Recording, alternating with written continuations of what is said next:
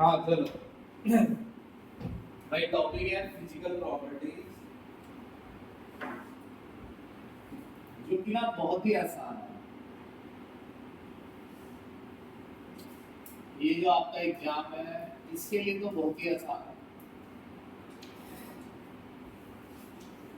इनके डाल दो एक बार।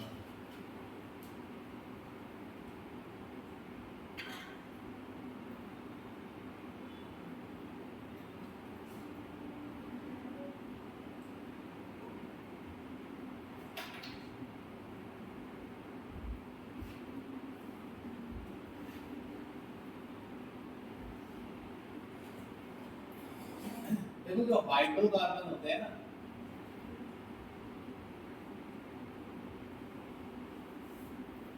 जिन्हें हम कहते हैं एल्केन,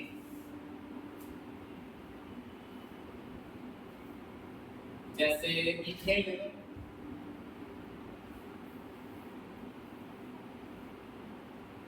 ये नेचर में नॉन पोलर होते हैं। तो अगर मैं इनके एमपीडीपी की बात करूं, तो एमपीडीपी के समय हमें बॉन्ड ब्रेक करना होता है, और वो बॉन्ड एटम्स के बीच नहीं होता बल्कि किसके बीच होता है, मॉलिक्यूल। यानी अगर मैं इसे मेल्ट करता हूँ या बॉईल करता हूँ तो मुझे ये वाला बॉन्ड तोड़ना है जो इन दोनों के बीच है। इनके बीच फिलहाल सिर्फ कौन सा इंटरेक्शन है, क्योंकि ये कैसे हैं, नॉन। हालांकि हम एल्केन चैप्टर तो पढ़ नहीं रहे, तो बस इतना याद रखना है कि हाइड्रोकार्बन में जो फोर्स ऑफ अट्रैक्शन है वो बहुत ही वीक है, क्योंकि वो मॉलिक्यूल नॉन पोलर है और वो सिर्फ किसके भरोसे है, हाइड्रोकार्बन। हाइड्रोकार्बन के बाद आते हैं हैलोजन्स, जैसे एल्काइल हैलाइड। एल्काइल हैलाइड के जो मॉलिक्यूल होते हैं, हेलो एल्केन जो चैप्टर आया, वो आपस में जुड़े होते हैं वंडर वॉल इंटरेक्शन से भी, साथ साथ डाइपोल डाइपोल इंटरेक्शन, क्योंकि इनका ये कार्बन और क्लोरीन के बीच का जो बॉन्ड है ये कैसा है, पोलर। तो एक पर पॉजिटिव चार्ज है, एक पर नेगेटिव, तो इनमें इंटरेक्शन थोड़ा ज्यादा होता है।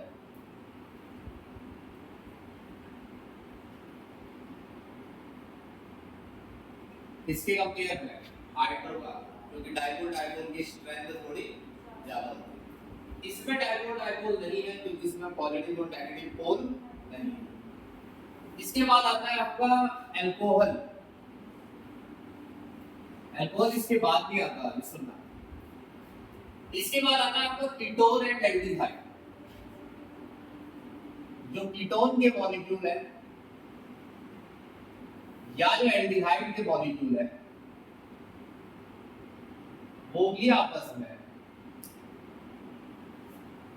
किससे जुड़े होते हैं, डाइपोल डाइपोल इंटरेक्शन से। किससे, डाइपोल डाइपोल से।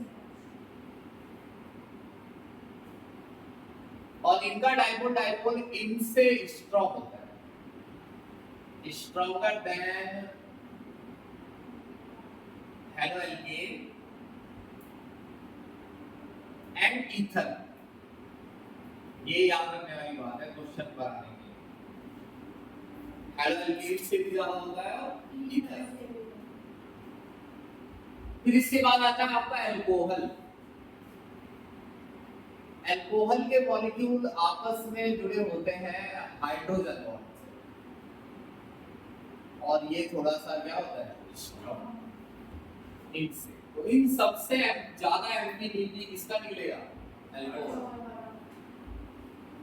अल्कोहल से स्ट्रांगली जुड़ा होता है कौन सा मॉलिक्यूल, कार्बोक्सिलिक एसिड। आपस में दो कार्बोक्सिलिक एसिड आपस में, ये भी किससे जुड़े होते हैं, हाइड्रोजन बॉन्ड, मगर इसका हाइड्रोजन बॉन्ड स्ट्रांग।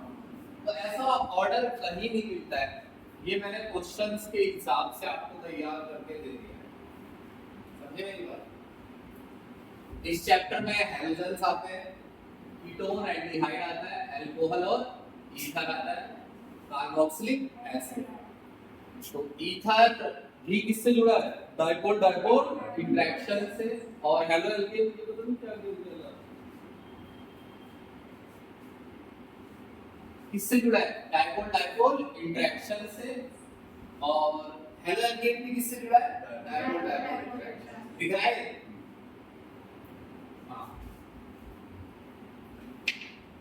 अब सीधा ही इन पर आ जाओ, क्योंकि हमारा चैप्टर अल्कोहल या ये नहीं है, एक तो कीटोन और एल्डिहाइड है और कार्बोक्सिलिक एसिड है। तो चलो पहले इसका कुछ करो।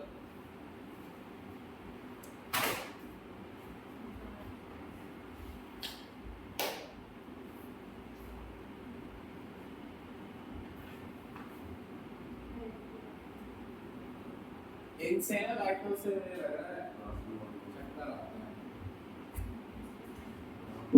आंखों में बहुत भारी पड़ती है, अच्छा नहीं है।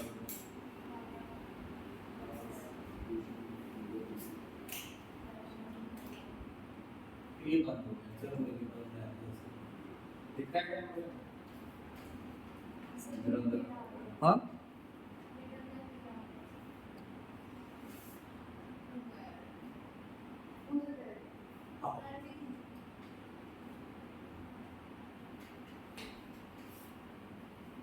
अरे बहुत हीट दे रहा है वो।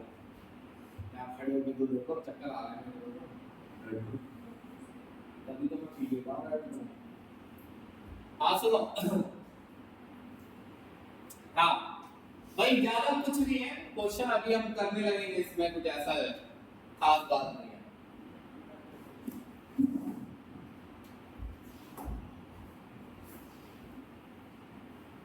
बस ये अल्कोहल वाली बात याद रखना कि उसका टाइप। चलो मैं कुछ क्वेश्चंस की प्रैक्टिस करा दूंगा जिस टाइप से आते हैं। सुनो,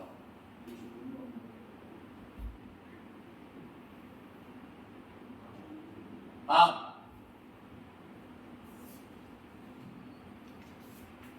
जो कीटोन होता है ना, जैसे ये एसीटोन है, इसके मॉलिक्यूल आपस में अगर जुड़ते हैं तो उसका रीजन रहता है dipole dipole interaction. Hydrogen bond क्यों नहीं? क्योंकि हाइड्रोजन बॉन्ड होने के लिए जैसे O नेगेटिव अगर किससे जुड़ता है, यहाँ के H पॉजिटिव से, जैसे ये O नेगेटिव और ये C पॉजिटिव के बीच का इंटरेक्शन है, ऐसे ही O नेगेटिव और H पॉजिटिव के बीच में होता तो ये क्या बन जाता? हाइड्रोजन।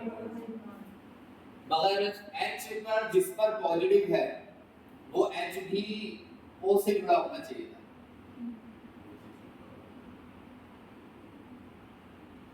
जैसे पानी में हाइड्रोजन बॉन्ड होता है, क्योंकि पानी में नेगेटिव पार्ट होता है O और पॉजिटिव H, तो इन दोनों के बीच हाइड्रोजन बॉन्ड है। मगर जो H है वो भी किससे जुड़ा है?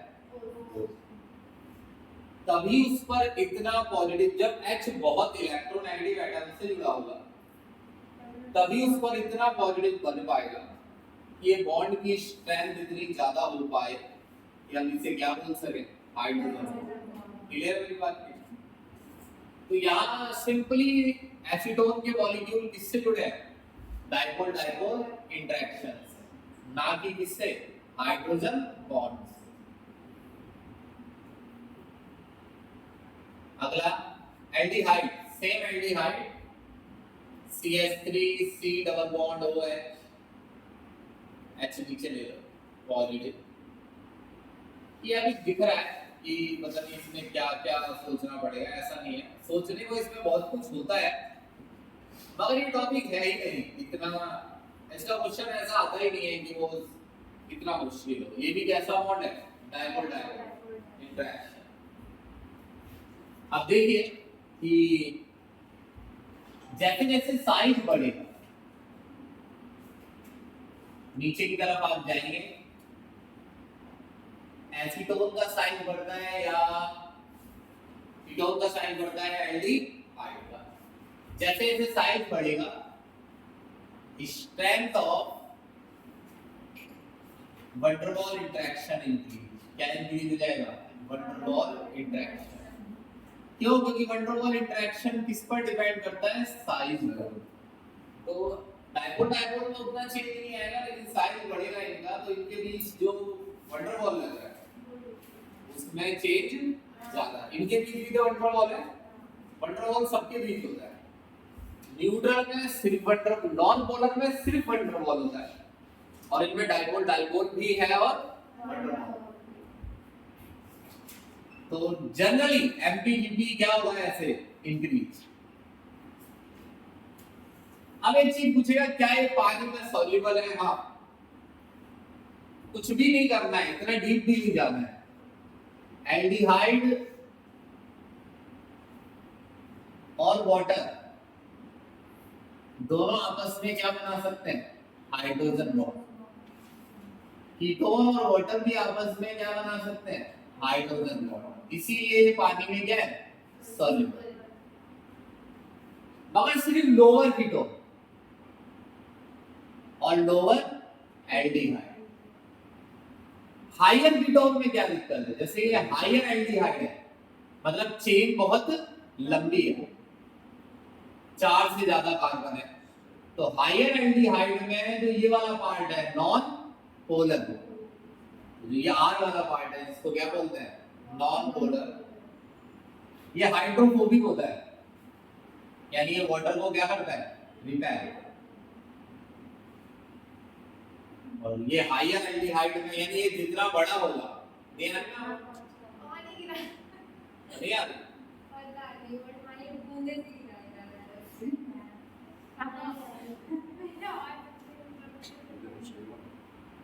या तो फैन भी दिखे कुछ नजर आता है। अबे वो सच में आंखों में वो आ रहा है, ये चल भी नहीं रहा है।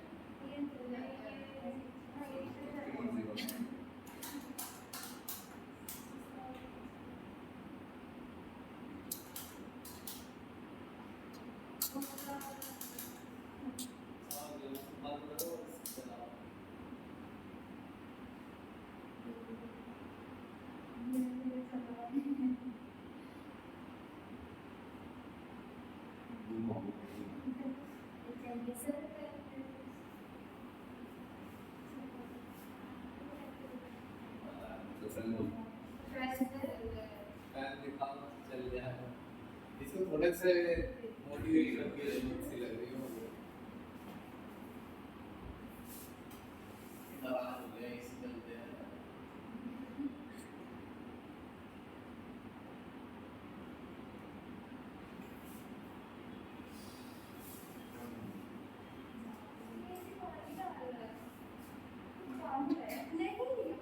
लो चलो,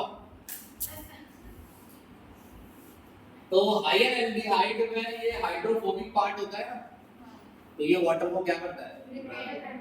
तो बेशक ये पानी के साथ हाइड्रोजन बॉन्ड भी बना ले, तब भी वो बॉन्ड उतना स्ट्रॉन्ग नहीं रह पाता है इस रिपल्सन की वजह से।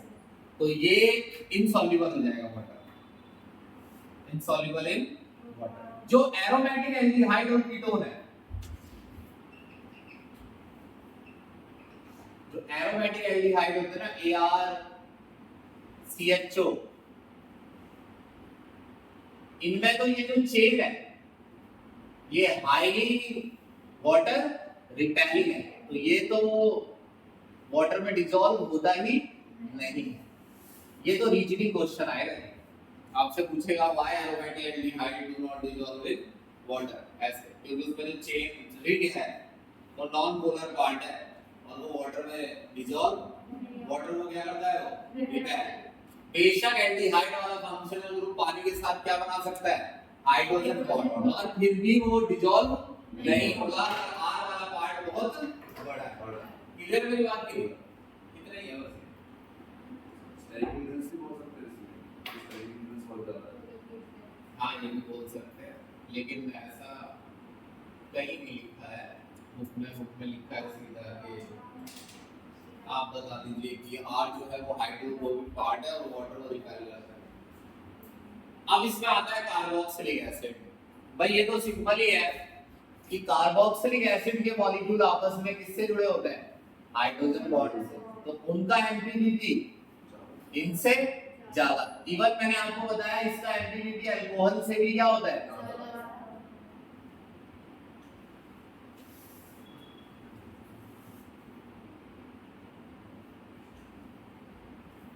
और जितना बड़ा ये होता जाएगा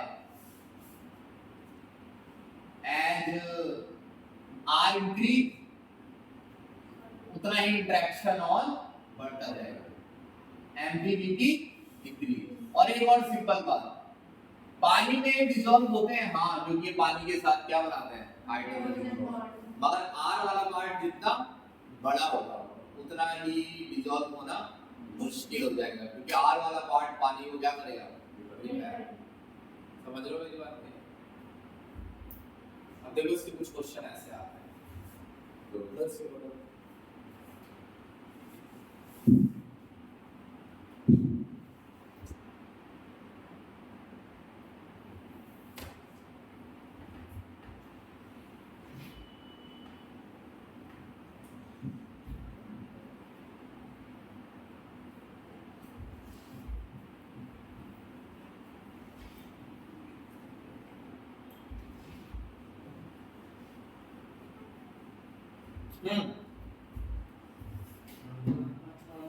देखो पता बिल्कुल ऐसे क्वेश्चन आते हैं।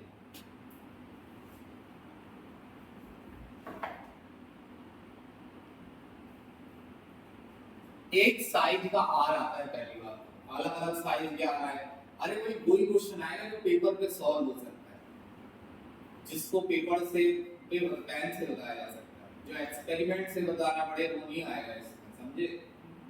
एक साइज का है ना यहाँ तो, ये है देखो इसका सबसे जनरल क्वेश्चन है, मतलब ये पेपर में देखना मतलब मिलेगा। इसका एमपीबीपी सबसे ज्यादा है, ये ए है, ये बी है, ये सी है, ये डी, इसका ज्यादा है ना डी का, डी से कम डी, डी में हाइड्रोजन बॉन्ड है, डी से कम सी, सी से कम ए। तो भाई इथेनॉइक एसिड के मॉलिक्यूल स्ट्रांग हाइड्रोजन बॉन्ड से जुड़े होते हैं, अल्कोहल के उनके कंपेयर में बी, और ये डाइपोल डाइपोल इंटरेक्शन, और ये समझे मेरी बात? लो ये वाला ना कोई ब्रांच आती है इसमें कि ऐसे डेटा मेटा करते हैं, उस सब का कारण है कुछ, ये वाला वो ऐसे क्वेश्चन आते हैं इसका।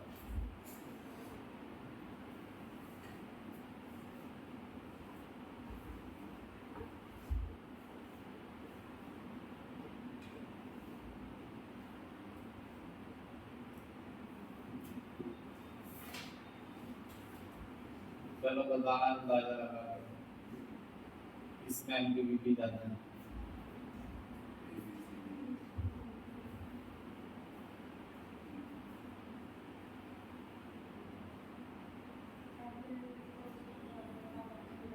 ए बी सी डी है, A B C D E, सबसे ज्यादा किसमें है, ई के बाद इसमें भी क्या है, हाइड्रोजन बॉन्ड, NH3 में हाइड्रोजन बॉन्ड होता है, NH2 में भी है हाइड्रोजन बॉन्ड, मगर वो अल्कोहल से वीक होता है। अब ये सारे आ गए हैं, एमाइन भी आ गए हैं इसमें हाइड्रोजन बॉन्ड, समझे? C के बाद D, D से D, D से कम A, अब ये कैसे बात है, ये तो उल्टे है। सबसे ज्यादा E, E में स्ट्रॉन्ग B, फिर B, B से कम एक मिनट क्या है, क्या E के बाद C है, C के बाद D, D के बाद D, D के बाद A, ऐसे क्वेश्चन आते हैं। साइज बढ़ जाएगा, अगर एक ही आता है जैसे ये वाला आता है, जितना साइज बड़ा देगा उतना एमपीबीपी ज्यादा बता देगा। कैसे अलग अलग है, तो जो आर छोटा है उसमें एमपीबीपी कहाँ का है। अब हाँ एक क्वेश्चन रीजनिंग ऐसा आएगा, मान लो कहता है कि हाइड्रोकीटोन पानी में क्यों घुल जाता है, हायर एल्डिहाइड नहीं बोलते हैं क्योंकि उनका हाइड्रोफोबिक पार्ट पानी हो गया करता है। बेंजोइक एसिड पानी में नहीं घुलता है क्योंकि एआर रिंग वाटर को क्या करती है। बस ये है। इसका क्वेश्चन करते हैं। चलो फिजिकल प्रॉपर्टी वाला टॉपिक निकाला तुमने एल्डिहाइड कीटोन वाला। देखो नीचे एक क्वेश्चन है इसमें सॉल्व है ना। बताओ क्या नंबर है इसका। 12.2 एग्जांपल है। ये क्वेश्चन था जो मैंने छोड़ दिया था ऑनलाइन क्लास में। 12.8 2 ये मैंने छोड़ दिया था। यही कहेगी कि फिजिकल प्रॉपर्टी में कराएंगे। बताओ CH3 CH2 CH2 CHO CH3 CH2 CH2 CHO और CH3 3 बार CH2 OH और C2H5O C2H5 C2H5O C2H5 और CH3 CH2 CH2 CH3 CH3 CH2 CH2 CH3 देखो ये ऐसे ही दिख रहा है। एक और है तो उससे भी कोई फर्क नहीं पड़ेगा। वो तब भी नीचे ही रहना। हाइड्रोकार्बन अब भी नीचे ही। सुनो ए बी सी डी बताओ इसमें सबसे ज्यादा एसिडिटी किसका है। सी सी में हाइड्रोजन बॉन्ड है। अल्कोहल है नहीं। सी से कम ए में क्या है डाइपोल डाइपोल इंटरेक्शन। उससे वीक इंटरेक्शन बी में है और बी से अभी लिखा था मैंने यहाँ पर ईथर है और बी से कम डी। तो देखो ऐसा ही क्वेश्चन था जो बता। अगला एक उससे ऊपर दिया हुआ है उसके आगे वो अनसॉल्व्ड है। नंबर बताओ इंटेक्स्ट है वो 12.3 बताओ इसके example. CH3 CHO CH3 CHO CH3 CH2 OH CH3 CH2 OH CH3O CH3 CH3O CH3 और CH3 CH2 CH3 CH3 CH2 CH3 लो जी ये तो कुछ भी वही है। तो ए बी सी डी बताओ सबसे ज्यादा किसका है। बी हाइड्रोजन बॉन्ड है। इनमें डाइपोल डाइपोल है। ए में ज्यादा है सी में कम और डी में सबसे कम। दो खत्म। ये दो ही क्वेश्चन है। ऐसे ही क्वेश्चन आएगा। लाओ क्वेश्चन करेंगे पीछे का। ये क्वेश्चन छोड़ दिया था। कैलकुलेटर निकाल लो उसमें कुछ कैलकुलेट करना पड़ता है। मोबाइल में निकाल लेना। बाकी वो बहुत आसान है क्वेश्चन।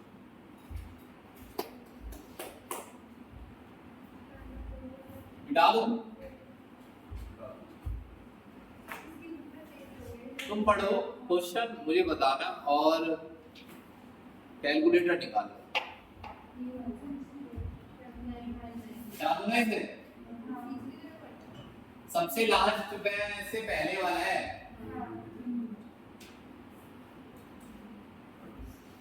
अरे आज से रिकॉर्डिंग देखना स्टार्ट करो। पढ़ना रिकॉर्डिंग देखो फिर रीड करो एनसीईआरटी पीछे ही क्वेश्चन करो।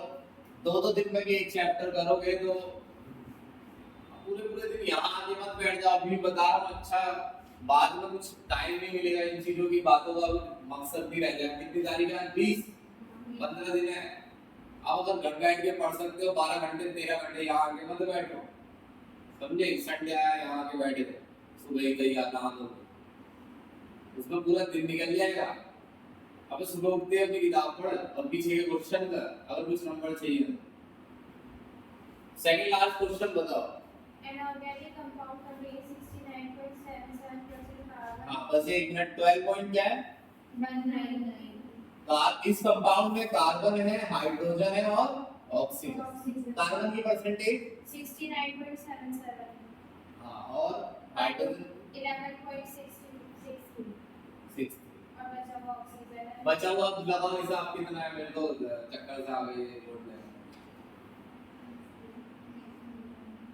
69 और 11 कितना ये कितना होता है जोड़े जल्दी हो 100 में से माइनस 18.6 18.6 से कितना बचा ऑक्सीजन 18.6 अच्छा 18.6 है मतलब 18.6। अब परसेंटेज जितनी होती है उसका क्या मतलब है? मतलब अगर मैं ये वाला कंपाउंड 100 ग्राम दूं तो उसमें 69 ग्राम कार्बन है ना? कितने परसेंट कार्बन है? 100 ग्राम दूंगा ये कंपाउंड तो उसमें 69 ग्राम कार्बन है। इसको 12 से क्या कर दो? डिवाइड। 11.63 1 से 18.6 को 16 से ये मोल निकालने हैं। Mass divide by molar mass, mass divide by molar mass.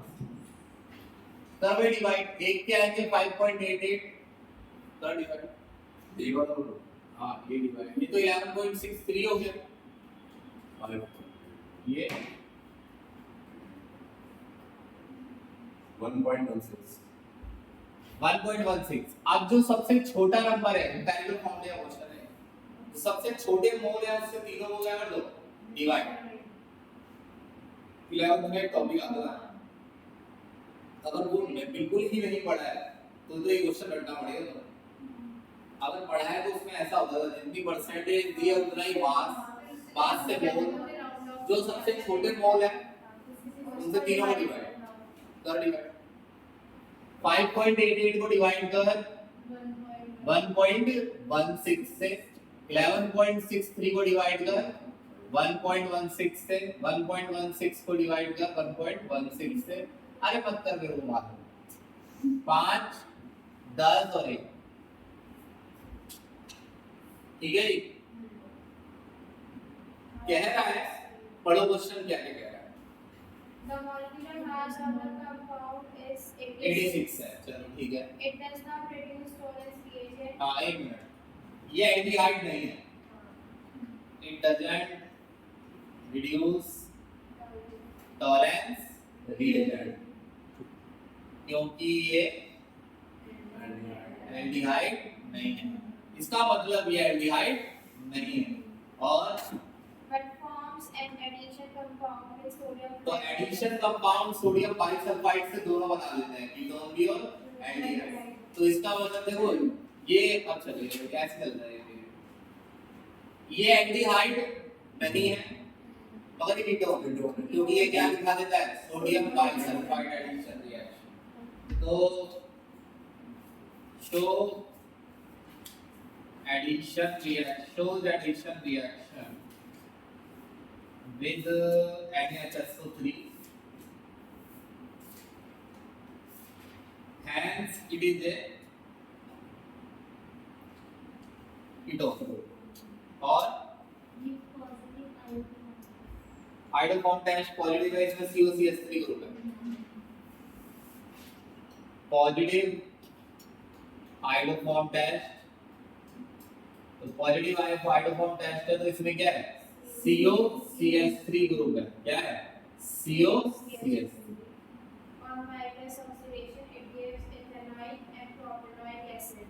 Ketone का वाइग्रस ऑक्सीडेशन कैसे करते हैं? देखो कोई भी चीज ऐसी नहीं निकलेगी जो मैंने ना बताई हो क्लास में बॉन्ड करके। एक दिन मैंने आपको ये बोला था कि अगर जब मैं टॉलरेंस और फैलिक सॉल्यूशन वाला टॉपिक पढ़ा रहा था तो मैं ये कह रहा था टॉलरेंस और फैलिक का ऑक्सीडेशन करेंगे।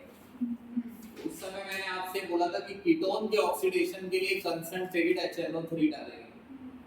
जब आप कंसंट्रेटेड HNO3 डालेंगे तो ये वाला बॉन्ड टूटेगा। याद कीजिए मैंने कहा था ये वाला बॉन्ड टूटेगा। एक बार ये तोड़ना है और एक बार ये वाला तोड़ना है। ज्यादातर कंपाउंड को बनता है जिसमें CO ग्रुप छोटे r के साथ जाता है। ये सेंटेंस भी उस दिन बोला गया था, जिसमें CO ग्रुप छोटे यानी ये CH3 के साथ जाता है। अगर मैं ये वाला तोड़ता हूं तो CO बड़े r के साथ चलेगा। तो ज्यादातर मेजर क्या बनता है? जब ये तोड़ा जाए तो ये तोड़ोगे तो क्या बनेगा? CH3CO और CH2 CH2 CH3। देखना रिकॉर्डिंग में दिख जाएगा। अब दोनों को क्या बना देना है? Carboxylic acid. बिल्कुल जी यही आपको रटना है। तो वो कह रहे हैं कि ये ऐसा कंपाउंड है जिसका ऑक्सीडेशन करें तो ये बनता है। तो कंपाउंड ये है ऊपर लिखना, समझे मेरी बात? क्योंकि ये दोनों किससे बनेंगे? इस कीटोन के ऑक्सीडेशन से, इथेनॉइक और प्रोपेनॉइक। क्लियर है मेरी बात की नहीं? इसी का फॉर्मूला देखो क्या है? C5 3 2 5 7 3 H 10 और एक O 12 पंजे 60 10 16 86 है। समझ गए? चलो 12.20 लास्ट क्वेश्चन है।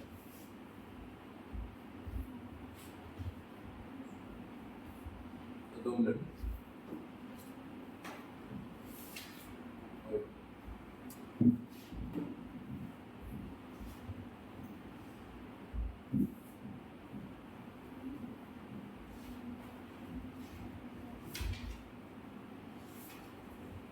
हम्म 12.20 एक मिनट। हाँ भाई सुनो, कह रहा है फिनॉल से अच्छा एसिड पढ़ना है। एक बार फिनॉल से अच्छा एसिड किसे बता रहा है? Although phenoxide ion has more number of resonating structures than carboxylate ion, carboxylic acid is a stronger acid in phenol. हाँ सुनो, जो फिनॉल है ना,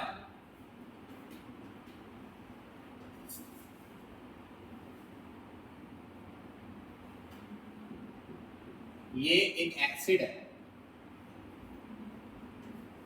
जब ये H प्लस देता है, एसिड की तरह बिहेव करता है, तो ये खुद किसमें बदल जाता है? Phenoxide ion. किसमें? Phenoxide ion. फिनॉक्साइड आयन की बहुत सारी रेजोनेंस स्ट्रक्चर है। समझ रहे हो? मगर अगर आप इसको देखें, कार्बोक्सिलिक एसिड, तो ये ज्यादा एसिडिक है। सुनो कि मेरी बात खत्म नहीं है। जो फिनॉक्साइड आयन है ना, उसकी बहुत सारी रेजोनेंस स्ट्रक्चर कौन सी? वही प्लस आर वाली। ये ऐसे घूमता रहता है, बार बार बना ले उसे, 1 2 3 4 5 बनेंगे। तो उसमें फिनॉक्साइड आयन की बहुत सारी रेजोनेंस स्ट्रक्चर है। इसका मतलब ये हो गया कि फिनॉक्साइड आयन बहुत स्टेबल है और वो जल्दी बनना चाहिए, जल्दी से बन सकता है।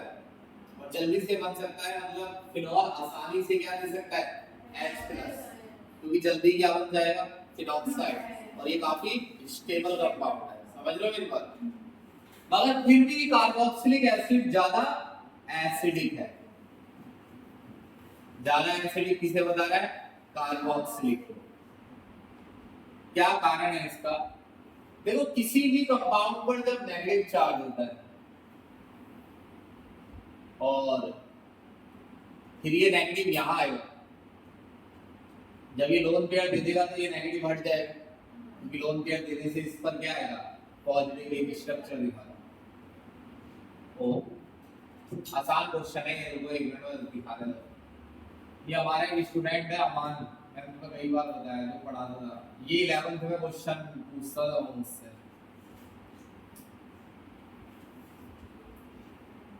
यही वाला क्वेश्चन था कि 11th में उठा के ले आया था। जब हम ऑर्गेनिक पढ़ नहीं लेते हैं, हम फर्स्ट टर्म पढ़ रहे थे, पहले के चैप्टर पढ़ रहे थे, उसकी स्कूल में चल रही थी। तो नेगेटिव ऑफ कार्बन पर आएगा, और कार्बन एक लेस इलेक्ट्रोनेगेटिव एटम। ज्यादातर नेगेटिव चार्ज किस पर आएगा? कार्बन पर। और वो कैसा एटम है? Less electronegative atom. अब एक बार नेगेटिव यहाँ है, वो भी कार्बन पर, एक बार यहाँ। तो जो नेगेटिव चार्ज है वो एक एटम पर है, और वो भी क्या है? Less electronegative. यहाँ पर नेगेटिव चार्ज किस पर है? मोर इलेक्ट्रोनेगेटिव ऑक्सीजन पर, मोर इलेक्ट्रोनेगेटिव। और जब ये रेजोनेंस बनाएगा तो दूसरी स्ट्रक्चर में भी नेगेटिव किस पर चला जाएगा? ऑक्सीजन पर। यानी नेगेटिव चार्ज को संभालने के लिए कितने इलेक्ट्रोनेगेटिव एटम है? 2। और दोनों रेजोनेंस स्ट्रक्चर बिल्कुल एक जैसे। तो ऐसी रेजोनेंस स्ट्रक्चर हाईली स्टेबल होते हैं। तो ज्यादा स्टेबल कौन है? कार्बोक्सिलेट या फिनॉक्साइड? इसीलिए कार्बोक्सिलिक एसिड जल्दी क्या दे देता है H प्लस। तो क्वेश्चन उसका ये था फिनोक्साइड आयन की इतनी सारी रेजोनेंस स्ट्रक्चर है फिर भी ज्यादा एसिडिक कौन है कार्बोक्सिलिक एसिड। समझे मेरी बात भी? बस ये खत्म हो गया, सारे क्वेश्चन करा दिए पीछे पीछे क्या है जो भी